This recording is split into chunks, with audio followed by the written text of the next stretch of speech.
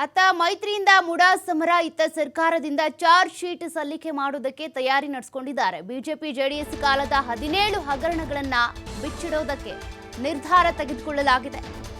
ಅತ್ತ ಮೈತ್ರಿ ನಾಯಕರು ಮುಡಾ ಸಮರವನ್ನ ಸಾರ್ತಾ ಇದ್ರೆ, ಇತ್ತ ಸರ್ಕಾರವೂ ಕೂಡ ಅಂದ್ರೆ ಕಾಂಗ್ರೆಸ್ ನಾಯಕರು ಕೂಡ ಬಿಜೆಪಿ ಕಾಲದಲ್ಲಿ ಆದಂತ ಹಗರಣಗಳ ಬಗ್ಗೆ ಚಾರ್ಜ್ ಶೀಟ್ ಸಲ್ಲಿಸೋದಕ್ಕೆ ಅಂತ ತಯಾರಿ ನಡೆಸಿಕೊಂಡಿದ್ದಾರೆ. 17 ಹಗರಣಗಳನ್ನ ತನಿಖೆ ಕೊಡಬೇಕು ಅಂತ ರಾಜ್ಯ ಸರ್ಕಾರ ಈಗ ನಿರ್ಧಾರವನ್ನ ತೆಗೆದುಕೊಂಡಿದೆ.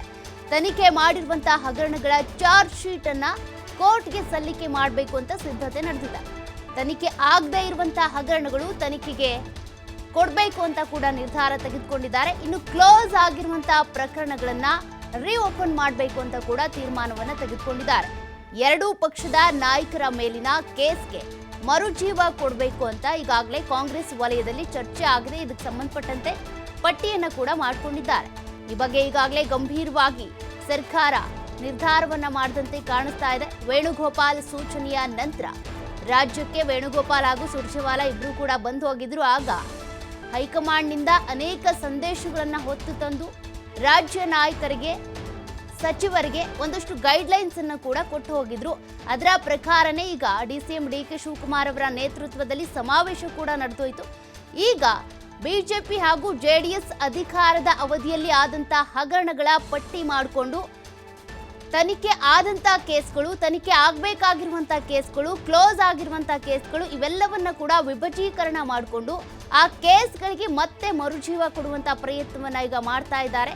ಬಿಟ್ ಕಾಯಿನ್ ಹಗರಣ ಇರ್ಬೋದು, ಅದೇ ರೀತಿಯಾಗಿ PSI ನೇಮಕಾತಿಯಲ್ಲಿ ಆಗಿರುವಂತಹ ಅಕ್ರಮ ಇರ್ಬೋದು, ಉಪನ್ಯಾಸಕರ ನೇಮಕಾತಿ ಮಾಡುವಂತ ಸಂದರ್ಭದಲ್ಲಿ ಆಗಿರುವಂತಹ ಅಕ್ರಮ, ಇನ್ನು ಬೋವಿ ನಿಗಮದಲ್ಲಿ ಆಗಿರುವಂತಹ ಹಗರಣ, ಅಂಬೇಡ್ಕರ್ ನಿಗಮದ ಹಗರಣ, ಎಲ್ಲ ಆರೋಪಗಳಿಗೂ ಕೂಡ ಸಂಬಂಧಪಟ್ಟಂತೆ ಚಾರ್ಜ್ ಶೀಟ್ ಸಲ್ಲಿಕೆ ಮಾಡಬೇಕು ಅಂತ, ಅಂದ್ರೆ ತನಿಖೆ ಆಗಿರುವಂತಹ ಹಗರಣಗಳನ್ನ ಇಟ್ಕೊಂಡು ಚಾರ್ಜ್ ಶೀಟ್ ಸಲ್ಲಿಕೆ ಮಾಡೋದು ಕೋರ್ಟ್ಗೆ, ಜೊತೆಗೆ ತನಿಖೆ ಆಗಬೇಕಾಗಿರುವಂತಹ ಕೇಸ್ಗಳನ್ನ ತನಿಖೆಗೆ ವಹಿಸುವಂಥದ್ದು, ಮತ್ತೆ ಕ್ಲೋಸ್ ಆಗಿರುವಂತಹ ಕೇಸ್ಗಳನ್ನ ರೀಓಪನ್ ಮಾಡುವ ಮೂಲಕ ಬಿಜೆಪಿ ಹಾಗೂ ಜೆಡಿಎಸ್ ನಾಯಕರಿಗೆ ಶಾಕ್ ಕೊಡೋದಕ್ಕೆ ಅಂತ ಈಗ ಕಾಂಗ್ರೆಸ್ ಸರ್ಕಾರ ತೀರ್ಮಾನವನ್ನ ತೆಗೆದುಕೊಂಡಿದೆ.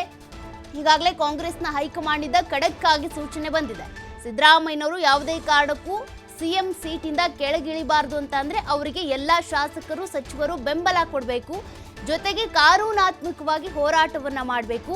ಈ ಕೇಸನ್ನ ಬೇಕಿದ್ರೆ ಮೇಲ್ಮನವಿ ಅಂತ ನಾವು ಸುಪ್ರೀಂ ಕೋರ್ಟ್ಗೆ ಮೇಲ್ಮನವಿ ಸಲ್ಲಿಸಿದ್ರೂ ಪರವಾಗಿಲ್ಲ, ಆದ್ರೆ ಕಾನೂನಾತ್ಮಕವಾಗಿನೇ ಹೋರಾಡೋಣ, ಸಿಎಂ ಸಿದ್ದರಾಮಯ್ಯನವರ ಬೆಂಬಲಕ್ಕೆ ನಿಲ್ಲೋಣ ಅಂತ. ಹಾಗಾಗಿ ಬಿಜೆಪಿಯ ಹಾಗೂ ಜೆಡಿಎಸ್ ಅಧಿಕಾರದ ಅವಧಿಯಲ್ಲಿ ಆಗಿರುವಂತಹ ಹಗರಣಗಳನ್ನ ಪಟ್ಟಿ ಮಾಡಿ ಚಾರ್ಜ್ ಶೀಟ್ ಸಲ್ಲಿಕೆ ಮಾಡೋದಕ್ಕೆ ಅಂತ ಸಿದ್ಧತೆ ನಡೆದಿದೆ.